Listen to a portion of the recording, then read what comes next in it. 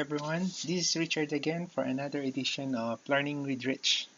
So for today's lesson, I'm going to teach you how to create a building model using conceptual massing tool in Revit 2016.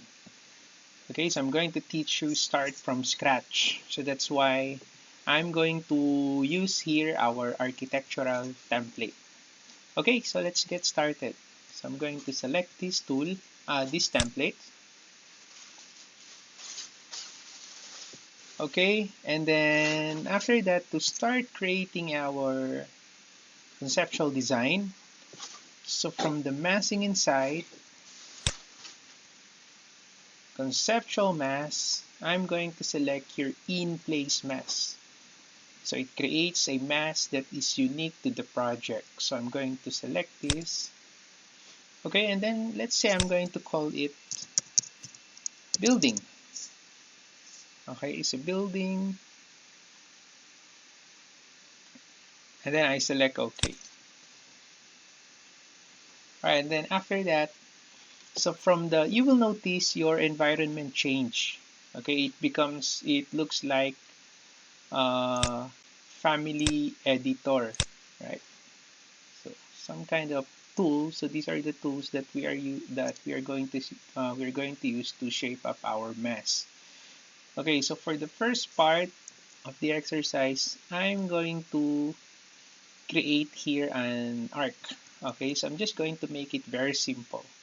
Okay, so I'm going to select the arc tool, start and radius, and then I'm just going to create here an arc.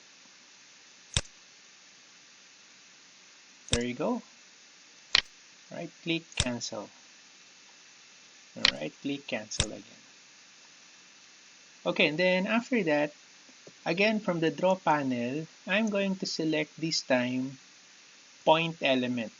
Okay, so I'm going to select the point element, and then I'm going to place it here. Okay, and then select modify to terminate. So in 3D view, it looks like this, right? So this is my point. So the idea here is I'm going to create a profile. So this is already my path. Okay, so I'm gonna use the idea of sweep. Okay, so after I create my path, so I'm going to create the profile using this reference point. Okay, so to start with, I'm going to select here a line. So I select the line here, and then I'm going to select set work plane. So I'm going to use this reference point to place my work plane. So set work plane, and then I click the the reference point. So I just click that, and then after that I'll just draw a line here. Okay, so I'll just draw a line here. So make sure it's perpendicular to the reference plane that you just created. So let's say I'm gonna type here 5,000, enter, and then I escape once, and then I click again there, again, make sure they are aligned. So 5,000, enter. Okay, and then I select here modify. Right. Next, after that, I'm going to create now my arc. Okay, so let's say that is also the shape of the profile that I want to sweep to this path. Okay, so I select the profile, the start, I select start and radius arc. So I click from here, here. Okay, so it's like this. And then modify. Okay, then after that, I'll just remove the line that I just created here by moving my pointer, and then I just press the tab, select, and then I delete. Okay, so same with this one. So I just tab, make sure the line highlights, select, and then delete. Okay, so this is now our model. So what I'm going to do is I'm going to sweep this profile to this path. Okay, so to do that, I'm going to select the profile, and after that the path. You can also select the path first and then the profile. And then from the form panel, so you see that there's a create form here. So I select solid form. Okay, so it's now like this. Okay, and then what I'm going to do is I'm going to select now the form that I just created. Okay, so I select the surface, and then here there's this divide panel, and then there's the tool divide surface. So I'm going to divide the selected surface. Okay, so I select this, and boom, so it's now divided. So what I'm going to do is I'm going to select again the divided surface, and then from the type selector I'm going to select here, let's say I'm going to select hexagon. Okay, so there's my hexagon, and then I'm going to change here the number of my U grid. So I change this, let's say I'm going to change that to 30. Same with my V grid. So I change this also to 30. Then I just go back here again. So it looks like this. Alright, so you can just play around with the value here. Let's say 20, 20.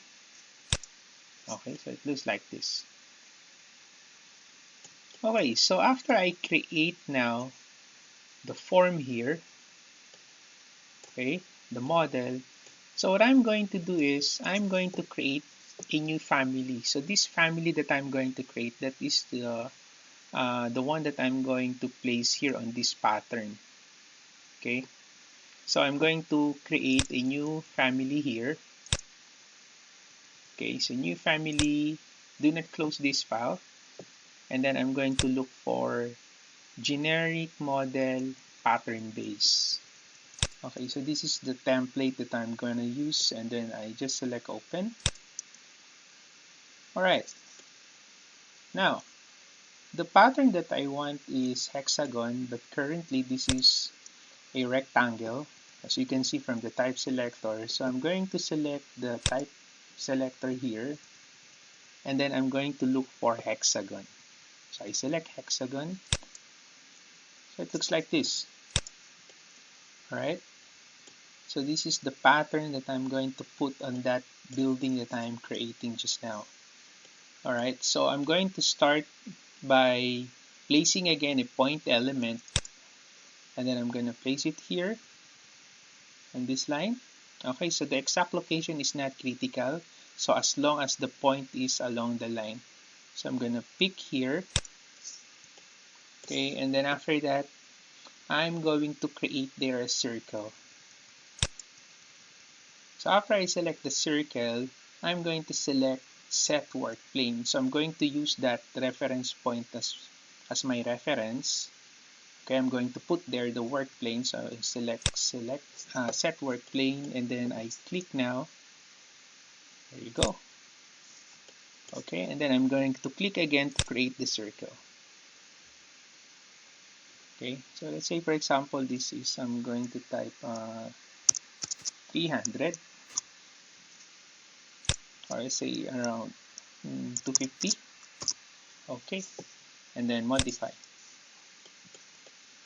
So just like the model that I created earlier, so I'm going to sweep again this circle along this chain of lines. Okay, so but before that I'm going to select first the chain of lines.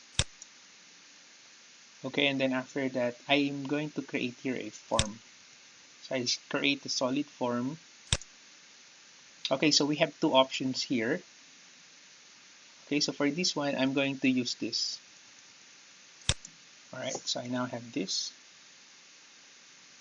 And then like what I have said earlier, I want to sweep this circle in this on our hexagon. So I select the circle, and then I also click the form by tabbing. Okay, so let me repeat. I'm going to hover my pointer and then press tab. okay, to select the chain of lines. So, and then you click. Then after that, hold your control and then select also the circle. There you go. Then after that, there's the create form. So I select here solid form. Okay, so it's now look like this. Okay, so what I'm going to do next is I'm going to change the material. So let's say I want this to be glass, and then I want this face to be all, or this hexagon to be metal. So I'm going to select this, and then from the properties, there's the material. So you just need to click that, and then you just key in here, let's say metal. Okay, you can select any material that you want actually. So for this exercise, let's say I'll just use here a chrome plated or mild steel. So I just double click. So there's the steel mild or mild steel. So I just use render appearance and then okay. So that is now the material of this portion. So what I'm going to do next is I select now this form. Oh, let's say this is my glass. Okay, I want the material glass. So I click again this portion here. And then I type here glass. Okay, and then let's say I'm going to look, I'm gonna select here. Okay, what do you think? So let's say I'll select this one. All right, so just double click that. So it's now here. And then I select use render appearance. And then I'm going to select OK. By the way, you can also change here the color if you want. Okay, you just need to uncheck this and then you can change the color. Okay, but I'm not going to change the color, so I'll just use render appearance. And then I select OK. There you go. So you now have material on our surface here and then on our form here. Okay, so what I'm going to do after you create now the pattern, so you are now going to load it to the project that we are working on just now. So I'm going to select load into project, and it's now already loaded. So from the 3D view, okay, so I'm going to select now again the divided surface, and then from my properties, you will now be able to see here the family that you just loaded. It's also under the hexagon. So this is the family that we created. So I select this and then wait, boom, there you go. Okay, right? It's pretty simple. So I'm going to change my visual style to realistic. So this is how it looks like. Okay, all right. So this is my view in my elevation view. North, this is my east. Okay, this is the floor plan. And then this is the 3D view. All right. Then after that, I'm just going to select finish mass. There you go. So as you can see, there's a warning here. It says mass contains only mesh geometry, which can't be used to compute mass floors, volume, or surface area. All right, so I'll just close this one. There you go. So I'll type WT, and then I'll just close this family here. No need for me to save. And then I type WT again, and then ZA. There you go. This is now the completed model. Okay, so you can explore different shapes and different path for your model. Okay, so it's not that difficult. Okay, as long as you know the procedure, you'll be just fine. Once again, thank you for watching Learning with Rich, and see you next time. Until then, bye bye.